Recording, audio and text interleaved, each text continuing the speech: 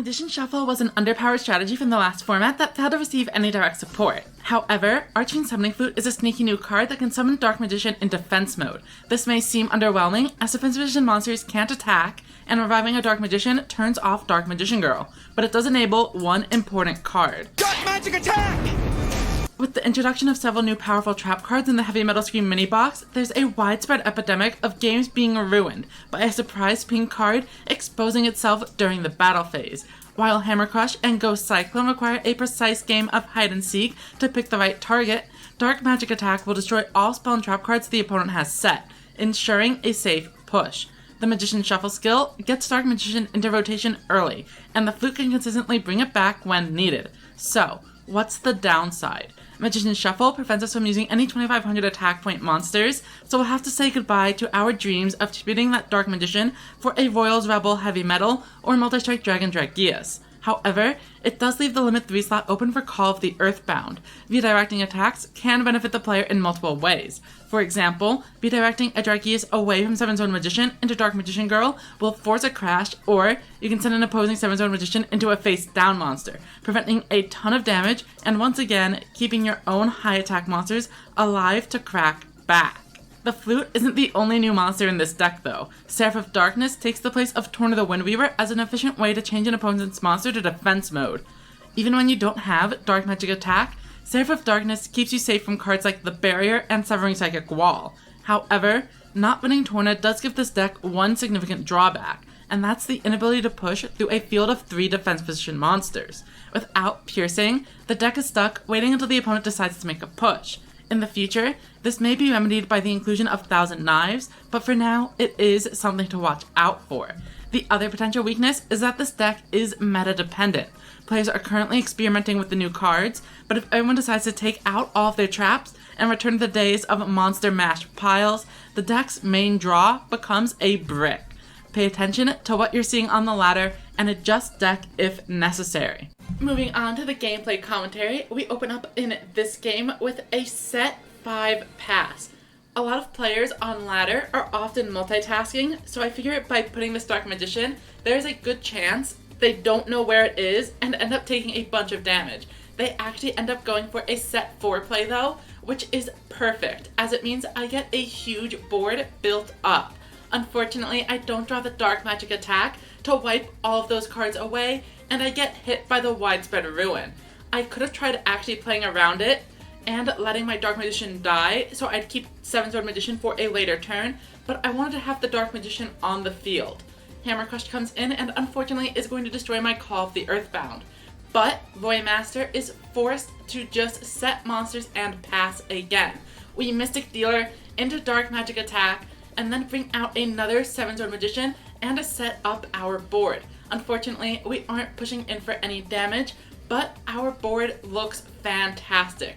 We have 2 level 7 monsters, we landed a Dark Magic Attack, and we even have a trap card for protection. Lullabind comes down and Dream Drummer before tributing off for a Folder Blitz, and this is where Call of the Earthbound comes in clutch. They attack 7-Sword Magician, but we redirect that attack onto our 2500 attack point Dark Magician. They lose their boss monster. We have 2 bosses already on the field.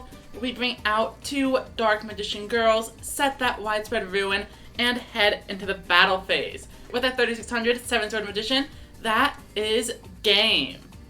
If you've watched my video on the most common new player mistakes, I mentioned summoning out boss monsters turn 1. However, now that we have good trap cards, this changes. It's really unlikely for the opponent to summon 2 monsters stronger than 7-Sword Magician in 1 turn. So with Widespread Ruin, he is safe and sound on the board, and you get to draw more cards now, without risking actually losing the monster. Go into a Noodle Ninja and blow it up with Widespread Ruin. Now they just have 1 monster on board, and with my Magician Shuffle, I am getting that Dark Magician into the graveyard and a full field of level 6 or higher monsters. We bring out the Dark Magician Girl, then we bring out the Seven's Road Witch, maximizing the number of different elements in the graveyard for Elemental Road. 7-Sword Magician swings in, and thanks to our Widespread Ruin, the game is over on turn 3. Rounding things out, I have a game against Wreath. I choose to set my Dark Magician Girl turn 1, as 3 tribute monsters in the hand is way too many. You could definitely make an argument to set the Witch instead, but I wanted to keep Witch and Magician. In case they went and destroyed my monster, I'd have an easy way to summon out 7-Sword Magician next turn. Unfortunately, they just set a bunch of cards and even go Cyclone my face down. Ultimately, I do bring out the 7-Sword Magician, but with 3 face down monsters, I am not going to be dealing very much damage. We reveal a bunch of dragons, and we wonder whether or not they are running any Dragonic pressure. With Go Cyclone and a bunch of other spell and traps in the deck, you aren't going to be super consistent with it. We do see Ancient Forces come out, and they mill the other dragon.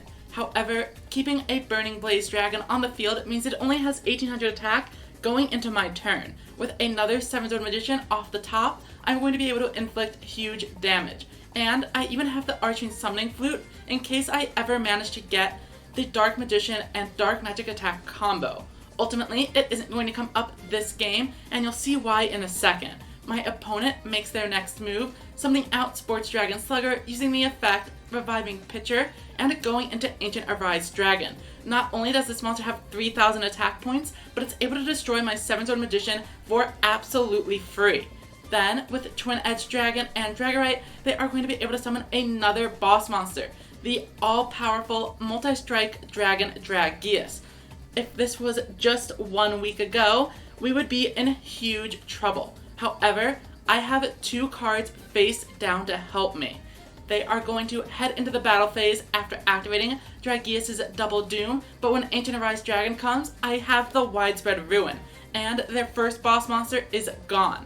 Then, when Dragius attacks, Call of the Earthbound redirects it to Dark Magician Girl. Their board is empty, and knowing that I am going to easily overcome and deal the 4500, they concede.